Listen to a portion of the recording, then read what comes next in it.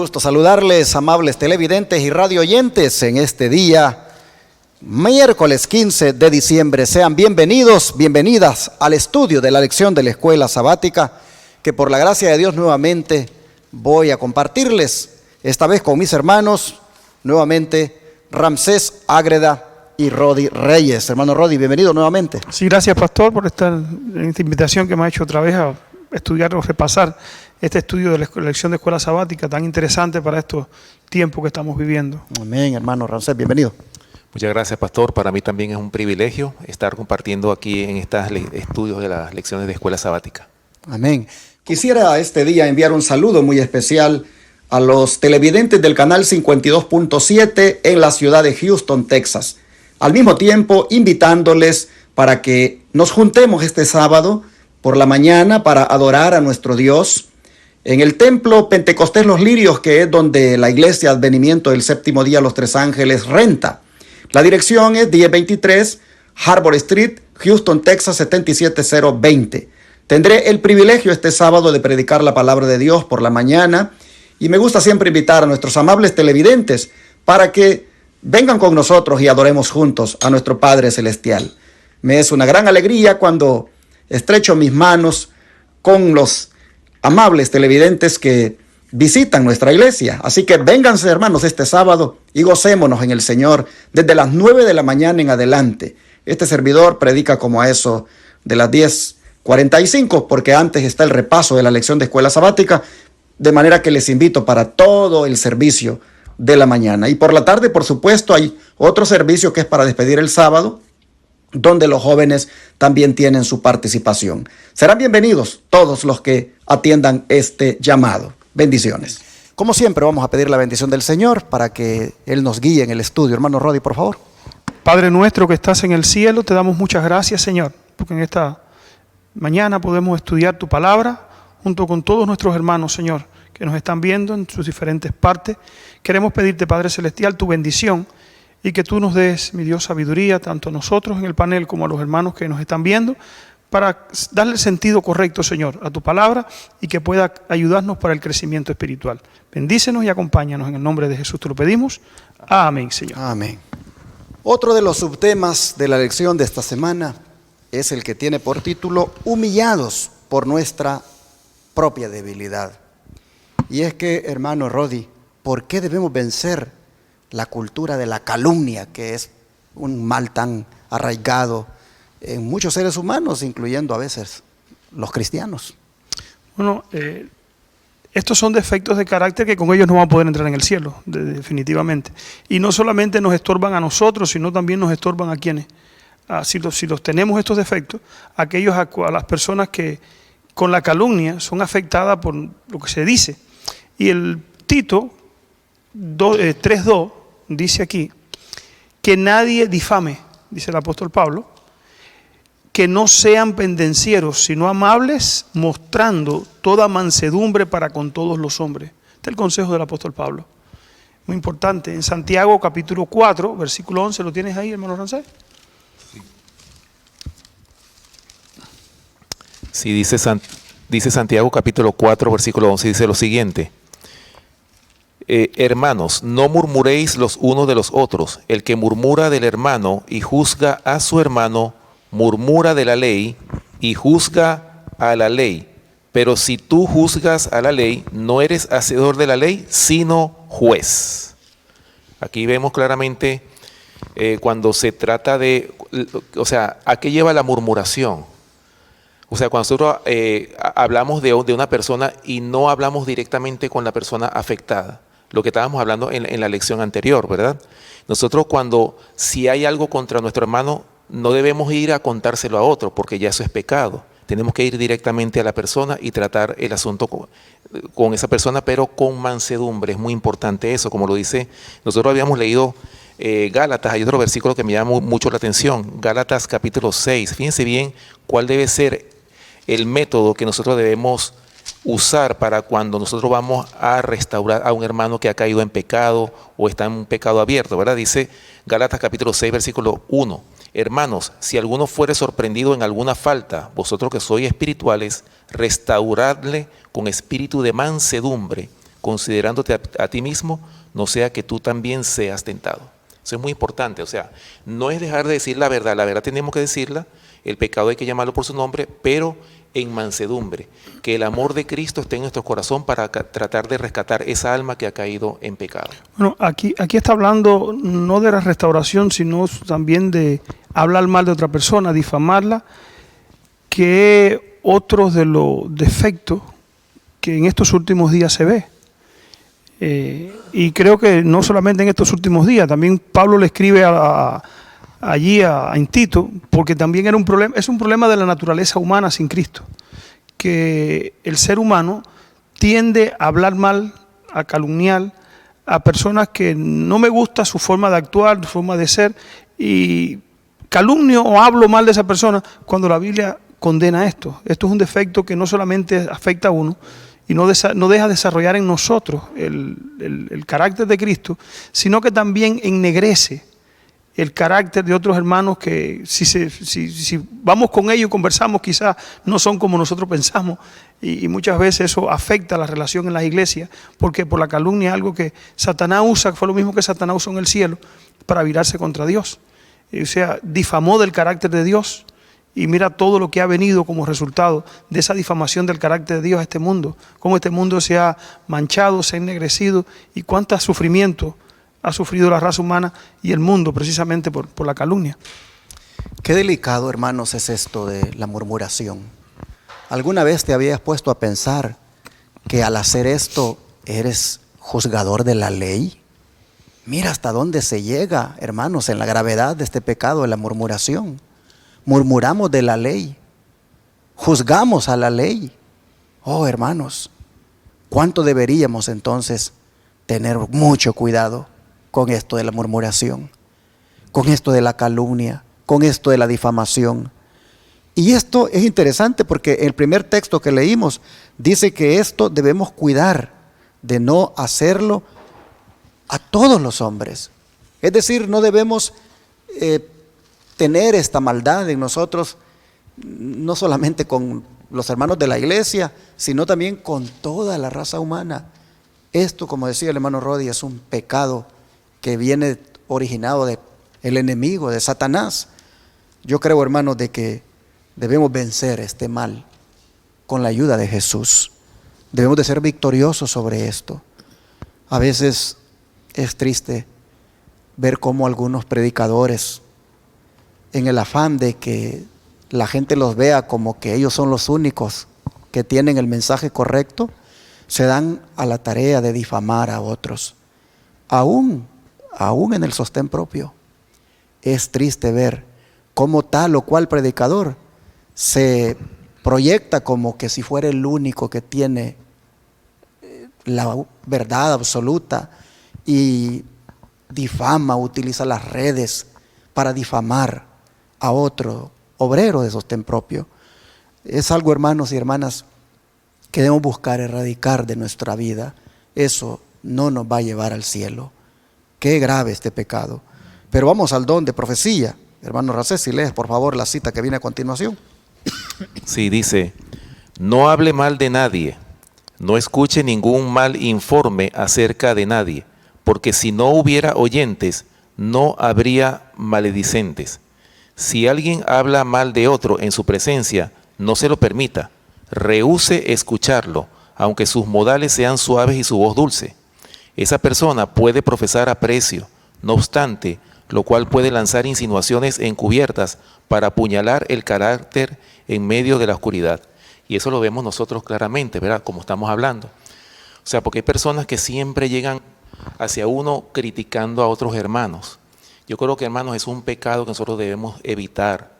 Yo creo que la iglesia sería mucho más sana si nosotros verdaderamente procediéramos a resolver el problema directamente con la persona y no aceptar, por más que venga una persona con palabras suaves, como lo dice aquí, no aceptar que nadie venga a criticar a otro, porque ya estaríamos en el pecado del chisme, estaríamos participando. O sea, más pecado hay en los que critican que a veces que en los que cometen el mismo pecado. Y a veces nosotros no nos damos cuenta de eso. Sigue diciendo: evite resueltamente escuchar, aunque el murmurador insista en que se sentirá abrumado hasta que pueda hablar.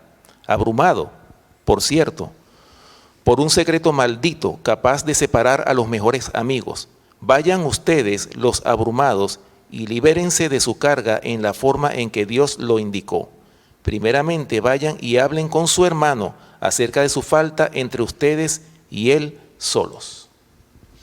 Ha enfatizado la lección, hermanos, esta semana, lo importante que es solos abordar esta situación con la persona. Esta cita de Testimonios para la Iglesia, tomo 2, página 49 y 50. Cómo, hermanos, descarta completamente el ser influenciados por otros en lo que nos dicen en relación con otra persona. Valdría la pena que evitemos eso de ahora en adelante, que rechacemos el que nos envenenen la mente. Si tenemos que hacer algo de averiguar, como dice acá, busquemos a la persona que está involucrada y averigüemos directamente con él o con ella. Pero, hermano Rancés, ¿qué proseguirá solo si el culpable se niega a hacer caso? Bueno, en Mateo capítulo 18, versículos 16 y 17, ¿verdad? Vamos a Mateo capítulo 18, ahí está la respuesta para esta pregunta. Dice el versículo 16 y 17. Bueno, vamos a leerlo desde el 15, ¿no? Para tener un contexto. Dice: por tanto, si tu hermano peca contra ti, ve y repréndele estando tú y él solos. Si te oyere, has ganado a tu hermano. Mas si no te oyere, toma aún contigo a uno o dos, para que en boca de 2 o 3 testigos conste toda palabra. Si no lo oyere a ellos, dilo a la iglesia, y si no lo oyere a la iglesia, tenle por gentil y publicano. Así dicen estos versículos de Mateo, capítulo 18, versículos 16 y 17. ¿Algún comentario? Sí, realmente una de las cosas que nosotros tenemos que tener en cuenta, ¿verdad? O sea, esta es la regla que nosotros debemos seguir cuando uno tiene que, si hay un problema en un hermano, no decírselo a otro, sino primeramente estando tú y él solos. Ese es el primer paso. Pero si no te oyere, dice claramente, ¿verdad? Busca 2 o 3 testigos. Y si no oyera a esos 2 o 3 testigos, ¿qué tiene que hacer? Decirlo a toda la iglesia, ¿verdad? Pero ahora, en este método, hermano, es muy importante que nosotros tomemos en cuenta que se trata de la restauración de la persona. Se trata de que esa persona pueda recapacitar. Muchas veces en el primer intento no se logra que una persona recapacite de su error que ha cometido. A veces nosotros tenemos que correr la segunda milla con él. Claro, ya llega un momento en que ya si la persona no oye, ya por lo menos esa sangre no corre sobre nosotros o no somos responsables de esa sangre. ¿Qué dice la cita del don profético que sigue? Dice, si esto falla, lleven a 2 amigos y háblenle su presencia. Si estos pasos no dan resultado, entonces díganlo a la iglesia. Ni un solo incrédulo debe estar al tanto del más mínimo detalle del asunto. Comunicarlo a la iglesia es el último paso que se debe dar. No lo publiquen entre los enemigos de nuestra fe. O sea, ahí hay una lección importante. O sea, ¿quién se entera de los problemas de la iglesia? Ni mi familia, ni mis amigos, ni ningún incrédulo, ni nadie que no sea parte del cuerpo de Cristo. No hay por qué contarle a un incrédulo, no hay por qué decirle a alguien que no está informado del asunto. Y yo me fuera un poquito más. Hay personas que aunque son de nuestra fe y no están a la altura espiritual, y no sería bueno que supieran lo que está pasando, hay veces que por amor a esa persona y a la persona afectada hay que mantenerla al margen, porque los asuntos que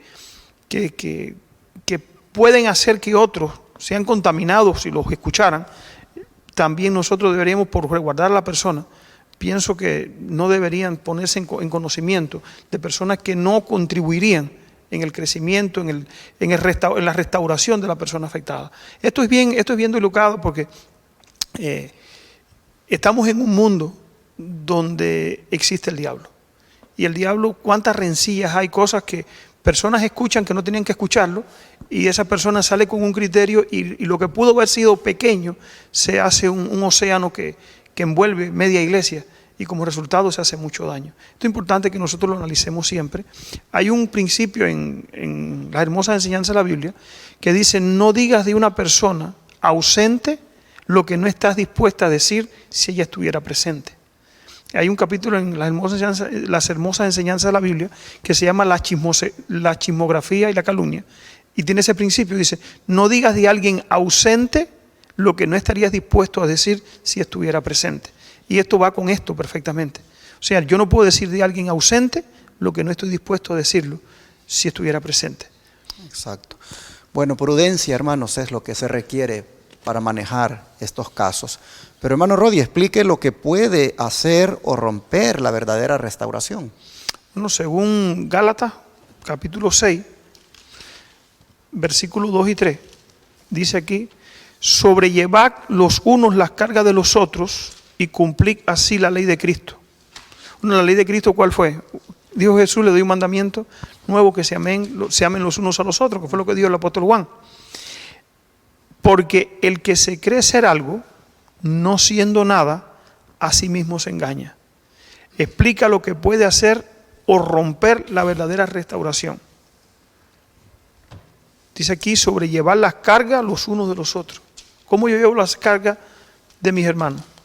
Poniéndome en su lugar. Lo primero que yo tengo que hacer antes de reprender a alguien es ponerme en su lugar. Después que yo estoy en su lugar, en su zapato, entonces yo puedo entender lo que fue lo que hizo Jesús. Jesús vino a este mundo y se puso en nuestro lugar. Tomó nuestro lugar, y desde la condición de hombre, entonces Jesús puede restaurar la humanidad. Nosotros tenemos que ponernos los zapatos del otro. Y después que esté en su zapato, entonces yo voy a tomar una decisión o voy a actuar. Ahora, eso es lo que el apóstol Pablo está diciendo aquí: sobrelleven uno las cargas de los otros. O sea, cuando yo me pongo en tu lugar, yo puedo echar un brazo para que es lo que Dios quiere, que la iglesia se una y se edifique mutuamente. Y en esa postura o a esa condición debemos llevar a toda la iglesia. No ser indiferente, que es lo que hoy se ve, mucha indiferencia. Nadie toma la carga de nadie, nadie se preocupa por el asunto de nadie, y cada cual se hace partícipe. Entonces no se hace partícipe del sufrimiento del otro, sino que más bien lo que hace es calumniar, dividir, y es lo que sale del corazón humano. Si Cristo estuviera entronado en nuestra mente y en nuestro corazón, viéramos resultados diferentes. Aquí podemos ver entonces que un versículo nos habla de lo que puede hacer la verdadera restauración, y el otro nos habla de lo que puede impedir o romper la verdadera restauración, el creerse uno más que el otro. Pero vamos a ver qué nos dice el don de profecía al respecto, hermano. Por favor, Ramsés. Sí. Dice: recordemos que la obra de restituir al errante debe ser nuestra principal preocupación. Esta labor no se debe realizar de manera orgullosa, entrometida o dominante. O sea, lo que estábamos hablando, ¿verdad?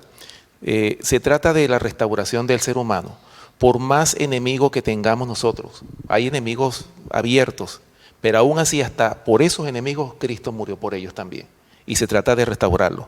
Obviamente hay muchos que no van a escuchar, pero nuestra labor tiene que ser tratar de alcanzar al desviado, ¿verdad? Dice: nuestro comportamiento no debe expresar: se me ha concedido autoridad y la utilizaré para lanzar acusaciones sobre los que han errado. La obra que debemos realizar por nuestros hermanos no es que los rechacemos, ni que los llevemos al desánimo o a la desesperación al decir: usted me ha decepcionado, por lo tanto no trataré de ayudarlo. Y muchas veces es una de las actitudes que hay, ¿verdad? Por eso que nosotros siempre, como lo dice, y vuelvo, insisto en ese versículo, Gálatas capítulo 6, versículo 1, cuando tenemos que amonestar o reprender, tiene que ser con espíritu de mansedumbre, porque si no hacemos daño a la iglesia, hacemos daño a una persona. Se trata de rescatarla, de restaurarla. Exacto. Dice: ¿quién se erige como juez repleto de sabiduría y poder para pisotear a los que se sienten oprimidos y necesitados de ayuda? Manifiesta el espíritu de los fariseos y se arropa con el manto de su autoproclamada dignidad. Internamente agradece a Dios porque no es como los demás y supone que su actitud es encomiable y que es bastante fuerte para no ser tentado. Y eso me recuerda mucho la oración del fariseo y el publicano. O sea, el fariseo era, cuando oraba, decía, Señor, te doy gracias porque no soy como este publicano que tengo aquí al lado, doy diezmo de todo lo que tengo. O sea, el hombre gozaba de justicia propia, ¿me entiendes? Mientras que el otro sí fue justificado. ¿Por qué? Oh Señor, sé propicio a mí que soy pecador. ¿Ve? O sea, es reconocer primeramente, hermanos, el pecado, es reconocer nuestros defectos de carácter para poder crecer en la gracia. Ese es el propósito de la vida cristiana.